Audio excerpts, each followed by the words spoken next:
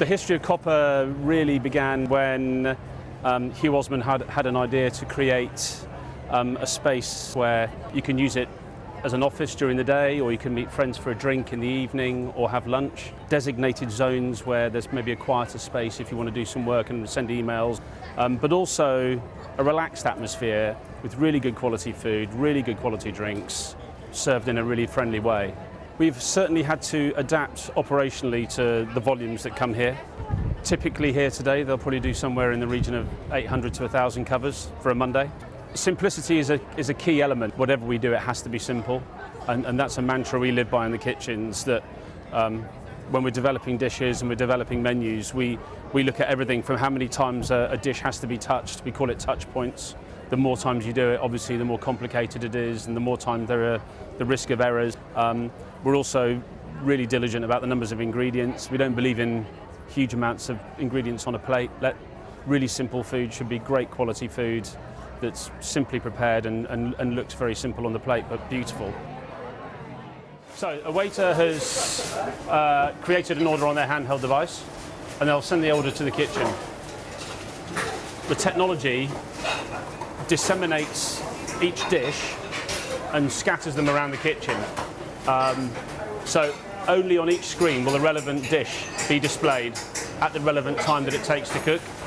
So in theory, everything will come up to the pass virtually at the same time to help with the flow of the kitchen, to help with food quality, and to help the chefs be more efficient. That's the logic behind it. There is a plancha section, a larder section, pizza, pasta and hot starters.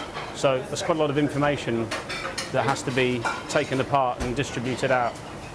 This screen behind me sees everything. That's the expo or pass screen, and that chef is the guy who's running the kitchen.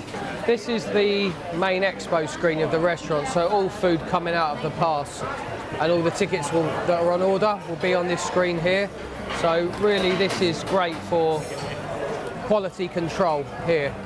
So what I'm actually seeing on this screen is each individual check that the restaurant's coming in and therefore coming out the restaurant.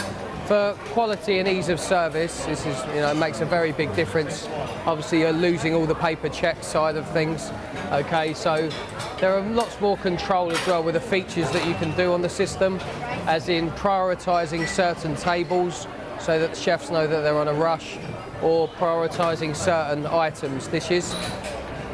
Also, when food gets sent from the pass, you can then tag that particular dish off of the screen so you know that's gone. So it's a very simple way of controlling things like no pens, papers, and when the table is finished, everything goes green. You know the table is ready to be checked, and then the table is ready to be sent to the customer. As I say, it just makes speed of service and ease of service very good without losing that communication in the kitchen. Having chefs who are sort of stressed out and don't enjoy service, that's the last thing we want to create. We want to create an environment, okay, it's pretty hot in here now, but apart from the heat, we want these guys to feel as though they totally have the right technology to help them deliver what we're asking them to. It's critical.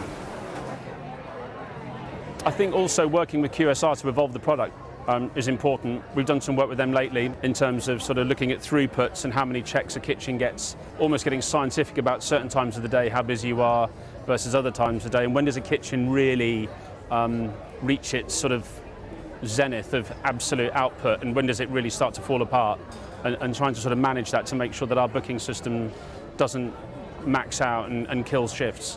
So technology will never rest. We'll always be looking at what's available and what's going to benefit us. So the future's looking very bright. We're having an absolutely stonking summer. Our like-for-like sales are off the chart. We're very happy. Like any business, we will always look to maximise our profit, but not at the expense of the guest or the teams who work for us and for the quality of what we use. But fast forward 12 months, I think you'll see more Coppas out there. Fast forward 2 years, and we're going to see a lot more Coppas out there.